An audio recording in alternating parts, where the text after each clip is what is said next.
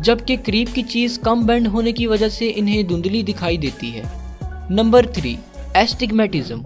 Astigmatism के मरीजों की आंख का कॉर्निया इर्रेगुलर शेप का होता है, यानी कहीं से ज्यादा गुंबदनुमा और कहीं से ज्यादा फ्लैट, जिसकी वजह से ऐसे लोगों में दूर और करीब दोनों किस्म की चीजें धुंधली नजर आती हैं। कॉर्निया की इन तीनों कंडीशंस को लेजिक के जरिए अच्छे तरीके से ट्रीट किया जा सकता है। लेजिक सर्जरी तकरीबन 30 मिनट में कंप्लीट हो जाती है। सर्जरी के दौरान सबसे पहले आंखों में कतरे डालकर आंखों को सुन्न कर दिया जाता है ताकि सर्जरी करते वक्त तकलीफ ना हो।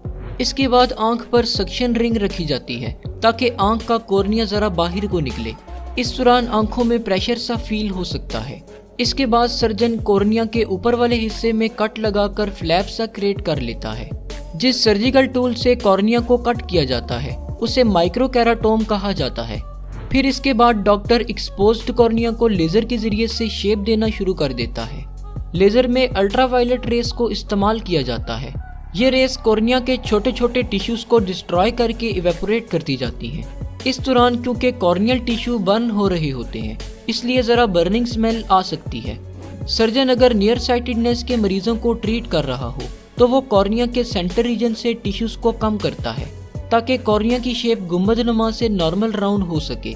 और अगर सर्जन फार साइटेडनेस के मरीजों को ट्रीट कर रहा होगा तो कॉर्निया के साइड वाले टिश्यूज को डिस्ट्रॉय करेगा ताकि कॉर्निया की शेप फ्लैट से तब्दील होकर नॉर्मल राउंड हो जाए।